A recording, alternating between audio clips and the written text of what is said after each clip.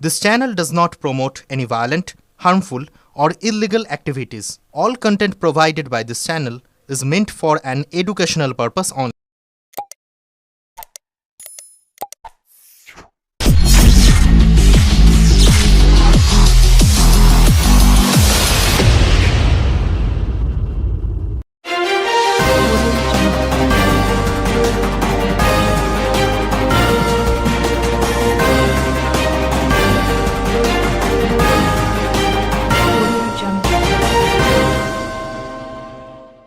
রাতে বিয়ে, সকালে মর্নিং ওয়াক, পুরনো ছন্দে দিলীপ ঘোষ।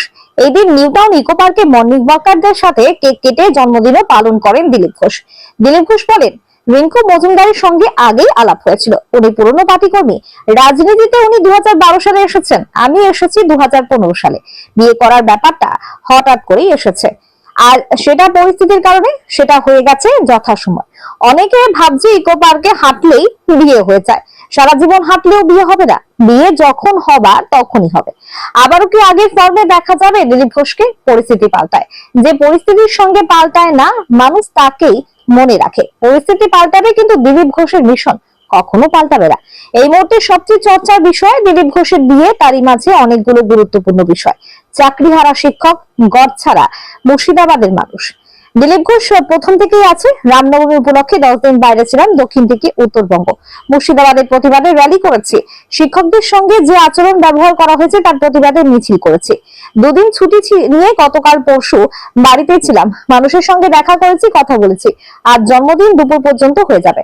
লোকেরা বড় বড় হল নিয়ে, স্টেডিয়াম নিয়ে জন্মদিন পালন করে, আর আমি খোলা মাঠে করি। আর লোকেরা রাতের বেলা কেক কাটে, আমি ভোরের বেলা কেক কাটলাম। এখানে বুঝে নিতে হবে দিলীপ ঘোষ দিলীপ ঘোষ। মুর্শিদাবাদের ঘটনায় আদালতের নির্দেশে বিএসএফ নেমেছে। আমরা কোর্টে আবেদন করেছিলাম, বিএসএফ এর অফিসিয়াল বিএসএফ দিয়েছে। এখন যদি বিএসএফ সব জায়গায় যায় তাহলে পুলিশ কি করতে আছে? বিএসএফ পুলিশের কাজ করবে, এলাকার জায়গায় জায়গায় বিএসএফ ক্যাম্প করতে হচ্ছে। তাহলে পুলিশ কি করছে? মমতা ব্যানার্জির সরকার কি করছে? তাহলে আমরা যেটা দাবি করেছিলাম 355, 356 সেটাই লাগু করা হোক। ব্যুরো রিপোর্ট, আমার কলকাতা নিউজ। দিদি পেছন যাক যাক যাক যাক যাক যাক। আরে কি করছেন সামনে দিয়ে?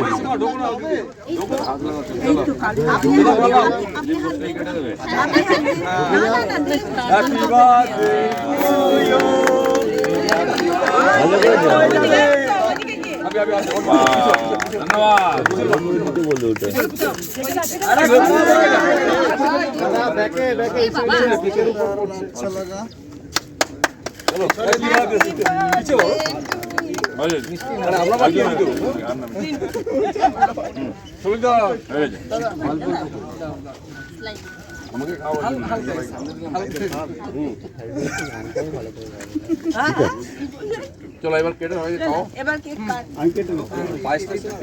আচ্ছা এটা একটু কাটুন দাদা। গোলাপদা ওটা মেয়েরা কেটে দিয়েছে, ওটা ছয় কেটে দাও। হ্যাঁ পায়েসে কি আছে? গোলাপজি হ্যাপি বার্থডে দাদা। গোলাপজি দাদা হ্যাপি বার্থডে। এই দিনটা চলে গেলে চুনি। কত বের করে কেটে নাও। আমি কেটে ওইটাই তো। চলো কালকে আগে কোথায়? এই কেক চলো ওইটা। এই বড় আমাদের ম্যানেজার একটু পালকে এদিকে আসুন। হ্যাঁ দাদা চলে এসো। দাদা একটু হাতটা এদিকে আসুন, এদিকে সামনে আসুন। শুরু হয়ে গেছে। দাঁড়াও দাও, ওটা দাদাকে খাও। চলো দাদা।